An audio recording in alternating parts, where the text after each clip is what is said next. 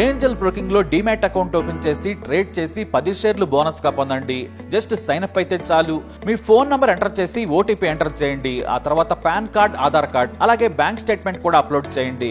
ఆ తర్వాత ఓ సెల్ఫీ, ఓ ఈ-సైన్ చేస్తే చాలు. మీ అకౌంట్ 24 గంటల్లో యాక్టివేట్ అయ్యాక మా నంబర్ కి యాక్టివేట్ అని వాట్సాప్ చేయాలి. ఆ తర్వాత మీ డీమ్యాట్ అకౌంట్ లో మేము చెప్పిన 10 బ్యాంకింగ్ షేర్స్ బై చేసి స్క్రీన్ షాట్ పెడితే చాలు. ఆ అమౌంట్ మీకు యూపీఐ ద్వారా పంపిస్తాము. అంటే మీకు 10 షేర్లు బోనస్ గా వచ్చినట్టే.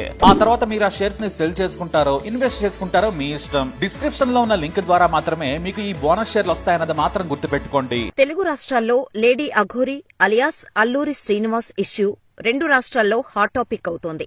ఇప్పటికే పలు వివాదాలకు మూల కారణమైన అఘోరి గురించి మెయిన్ స్ట్రీమ్ మీడియాలో డిబేట్స్ కూడా జరుగుతున్నాయి. అయితే తాజాగా మరో షాకింగ్ నిజం బయటపడింది. లేడీ అఘోరీగా చెలామణీ అవుతున్న ఈ శ్రీనివాస్ అసలు ఎలాంటి విద్యలు నేర్చుకోలేదని, ఏ అఖాడాలో తన పేరు లేదని సంబంధిత గురువులు ఓ లెటర్ని విడుదల చేశారు. ఇదంతా చూస్తుంటే అందరూ భావించినట్టే మతం ముసుగులో అఘోరీ అవతారం ఎత్తిందనేది స్పష్టమవుతోంది. మరోపక్క లేడీ అఘోరీ అలియాస్ శ్రీనివాస్పై ట్రాన్స్జెండర్ కమ్యూనిటీ ఆగ్రహం వ్యక్తం చేసింది. ట్రాన్స్జెండర్ కమ్యూనిటీని కించపరిచాడంటూ సీరియస్ అయ్యారు కమ్యూనిటీ సభ్యులు. లేడీ అఘోరీ వస్తే చంపేస్తామంటూ సంచలన వార్నింగ్ ఇచ్చారు. కాగా ఇప్పటికే లేడీ అఘోరీపై జవహర్ నగర్ పోలీస్ స్టేషన్లో కేసు నమోదైంది. ఈ కేసులపై లేడీ అఘోరీ స్పందించారు. ఇకపై తాము తెలుగు రాష్ట్రాలకు రానంటూ ప్రకటన చేశారు. ప్రస్తుతం అఘోరీ వర్షిణీలు ఫోన్లు స్విచ్ ఆఫ్ చేసుకుని కనిపించకుండా పోయారు. ఇలాగే తమను సోషల్ మీడియాలో ట్రోల్ చేస్తే చనిపోతామంటూ బెదిరింపులకు పాల్పడ్డారు. వర్షిణీతో పెళ్లి తర్వాత లేడీ అఘోరీపై తీవ్రమైన వ్యతిరేకత వచ్చింది. అఘోరీపై వ్యతిరేకత గళాన్ని వినిపించేవాళ్లు ముందుకు వస్తున్నారు. అఘోరీ మొదటి భార్య తానంటూ ఇటీవల ఓ మహిళ ముందుకు వచ్చి పోలీసులు కూడా ఫిర్యాదు చేసింది. దీంతో తెలంగాణ పోలీసులు వీరి కోసం తీవ్రంగా గాలిస్తున్నారు. ఏ టైంలోనైనా అఘోరీ, శ్రీవర్షిణీలను పోలీసులు అరెస్ట్ చేయడం ఖాయంగా కనిపిస్తోంది. అసలు ఈ శ్రీనివాస్ బ్యాక్గ్రౌండ్ చూసుకుంటే అఘోరీ నాగసాధు అసలు పేరు ఏలూరు శ్రీనివాస్. 1996 జనవరి 18న తెలంగాణలో ఉన్న కృష్ణపల్లి అనే ఓ గ్రామంలో నిరుపేద రైతు కుటుంబంలో జన్మించాడు. శ్రీనివాస్ తండ్రి పేరు చిన్నయ్య, తల్లి పేరు చిన్నక్క. ఇతనికి ఒక అన్న, అక్క, 2 తమ్ముళ్లు కూడా ఉన్నారు.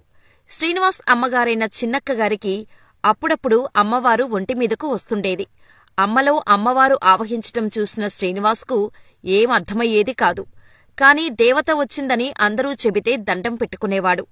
ఇలా చిన్నప్పటి నుంచి శ్రీనివాస్కు దైవభక్తి బాగా పెరిగింది. దేవుడి గురించి, తాంత్రిక విద్యల గురించి ఎవరైనా మాట్లాడితే చాలు చెవులు చాచి వినేవాడు.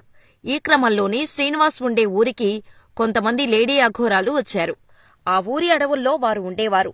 దీంతో ఊరి జనం అందరూ వారిని ఎంతో భక్తితో చూసేవారు.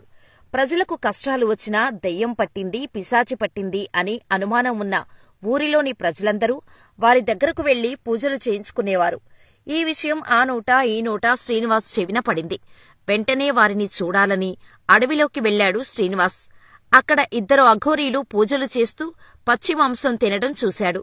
వారు చేసే పనులు శ్రీనివాస్కు చాలా ఇంట్రెస్టింగ్గా ఉండటంతో స్కూల్ ఎగ్గొట్టి అడవిలోకి వెళ్లి దొంగచాటుగా వాళ్లు చేస్తున్నవన్నీ చూసేవాడు. ఓ రోజు అనుకోకుండా ఓ అఘోరీ శ్రీనివాస్ని చూసేసింది.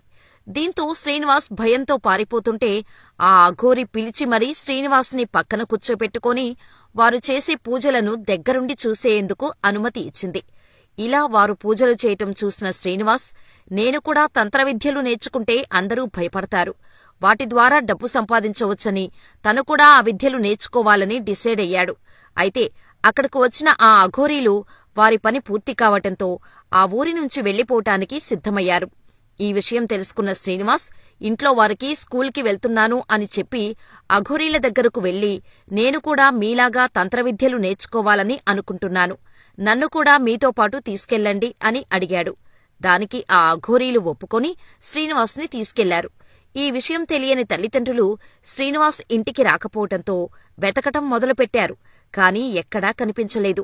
ఎక్కడికో వెళ్లాడని అనుకొని ఏదో ఒకరోజు ఇంటిని వెతుక్కుంటూ వస్తాడని ఎదురు చూస్తూ ఉండేవారు.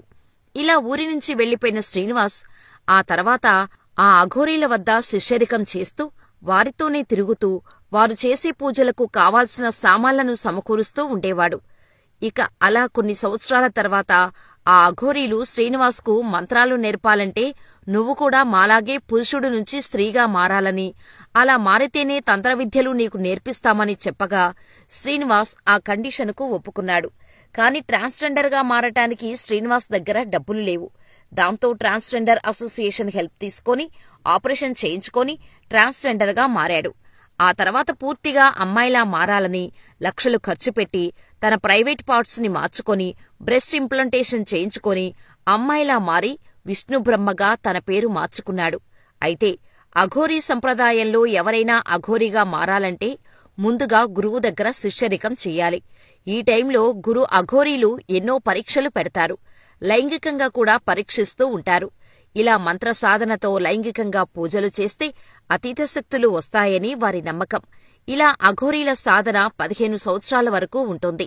ఈ టైంలో అఘోరీ గురువులు పెట్టే మానసిక, శారీరక చిత్రహింసలు భరిస్తేనే అఘోరాలు తంత్రవిద్యలు నేర్పేందుకు ఇష్టపడతారు, లేదంటే లేదు.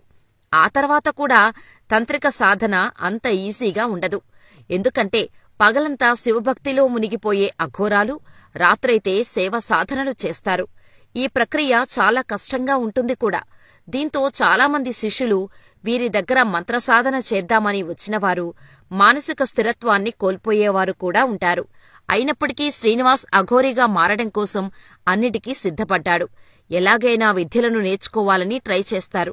కాని ఎన్ని సంవత్సరాలైనా అఘోరాలు శ్రీనివాస్కి తంత్రిక విద్యను నేర్పించలేదు. దీంతో వారి నుంచి తప్పించుకొని తనను తాను అఘోరీగా చెప్పుకోవటం మొదలుపెట్టాడు. ఆ తర్వాత 2019లో తల్లిదండ్రులను చూడ్డానికి ఊరికి వెళ్లాడు. అప్పుడు అతని చూస్తున్న ఇంట్లో వాళ్ళందరూ ఎంతో సంతోషించారు. ఆ తర్వాత మళ్లీ తంత్రిక విద్యలు నేర్చుకోటానికి వెళ్లిపోయాడు. అక్కడ మందు పెట్టడం, వశీకరణ చేయడం వంటి కొన్ని విద్యలు నేర్చుకున్నాడు. అంతే. ఒక ఫోన్ కొని కారును కొనుక్కొని కారు నెంబర్ ప్లేట్స్ స్థానంలో అఘోరీ నాగసాధు అను రాయించి కారు మొత్తం కూడా పుర్రెలను అంటించి డేంజర్ అని రాయించి తెలుగుదేశంలో పుణ్యక్షేత్రాలు తిరగటం మొదలుపెట్టాడు. ఇలా తెలుగు రాష్ట్రాల్లో ముందుగా కొమరవెల్లి మల్లికార్జున స్వామి దర్శనం కోసం వచ్చాడు.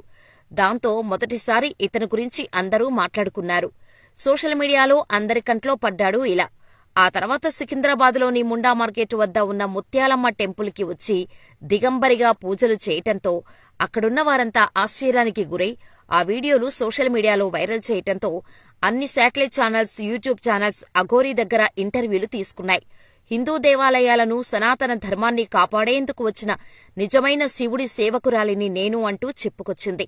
ఇదిలా ఉంటే ముత్యాలమ్మ గుడి ఇష్యూ రోజురోజుకు పెద్దదవటంతో తెలంగాణ పోలీసులు తెలంగాణ నుండి అఘోరీని పంపించేయగా ఆంధ్రాలోకి అడుగుపెట్టాడు శ్రీనివాస్. అక్కడ వర్షిణి అనే అమ్మాయితో పరిచయం పెంచుకుని అనంతరం శ్రీవర్షిణి ఫ్యామిలీకి దగ్గరై వర్షిణిని ప్రేమమత్తులో పడేశాడు శ్రీనివాస్. దీంతో వర్షిణి కూడా అఘోరీగా మారాలని నిర్ణయం తీసుకుంది. అయితే ఆమె అఘోరీగా మారటానికి తల్లిదండ్రులు ఒప్పుకోలేదు. దీంతో వర్షిణి పోలీసులను ఆశ్రయించింది. నేను మేజర్ని, నా తల్లిదండ్రులకు నేను అఘోరీగా మారడం ఇష్టం లేదు, అందుకే వారికి దూరంగా ఇల్లు విడిచి వెళ్లిపోతున్నాను అని చెప్పి వెళ్లిపోయి అఘోరీ వద్ద శిష్యరికం చేస్తూ అఘోరీ వద్దనే ఉంటూ వచ్చింది. ఇలా తల్లిదండ్రులను వదిలేసి అఘోరీతో వెళ్లిపోయిన వర్షిణి అఘోరీతో గుళ్ళు గోపురాలకు తిరుగుతూ ఉన్న క్రమంలో పోలీసులకు తల్లిదండ్రులు ఇచ్చిన కంప్లైంట్ ఆధారంగా ట్రాక్ చేసి గుజరాత్లో అఘోరీని, వర్షిణిని పట్టుకొని శ్రీవర్షిణిని కుటుంబ సభ్యుల సమక్షంలో పోలీసులు ఇంటికి తీసుకొచ్చారు. అయితే తాను అఘోరీని వదిలి రానని కన్నీళ్లు పెట్టుకుని ప్రాధేయపడినా కుటుంబ సభ్యులు వినలేదు. వర్షిణి ఫ్యామిలీకి చెందిన విష్ణు, శ్రీహర్ష, భవానీ ఆమెను తమతో పాటు తీసుకెళ్లారు. దీంతో మీడియా ముందుకు వచ్చిన వర్షిణి అఘోరీ నుంచి దూరం చేస్తే తట్టుకోలేను, ఈ ఎడబాటును తట్టుకోలేక ఆత్మహత్య చేసుకుంటే ఏం చేస్తారు? అఘోరీపై నాకు ఉన్న ప్రేమ ఎప్పటికీ తగ్గదు అని చెప్పగా శ్రీనివాస్ అఘోరీ ఆసక్తికర సమాధానం ఇచ్చాడు. మేము నార్త్లో ఓ స్థలం చూసుకున్నాం. అక్కడే ఒక నివాసాన్ని ఏర్పాటు చేసుకుని శ్రీవర్షిణితో కలిసి జీవిస్తానని లేడీ అఘోరీ చెప్పింది. శ్రీవర్షిణి ఇక నుంచి తన భార్య అన్న అఘోరీ తన నుంచి ఆ యువతిని ఎవరూ దూరం చేయలేరని తేల్చి చెప్పింది. పెళ్లి కూడా చేసుకున్నారు. ఇదే టైంలో ఘోరీగా తిరుగుతున్న శ్రీనివాస్ ఓ చీటర్. పెళ్లి చేసుకుని మోసం చేశాడు. జనవరి నెలలో కొండగట్టు అంజన్న ఆలయంలో అఘోరీ తన మెడలో తాళి కట్టాడు. భక్తితో మొదట నేనే అఘోరీని కలిశానని, తర్వాత తమ మధ్య సాన్నిహిత్యం పెరిగి అది పెళ్లి వరకు వెళ్ళిందని చెప్పింది.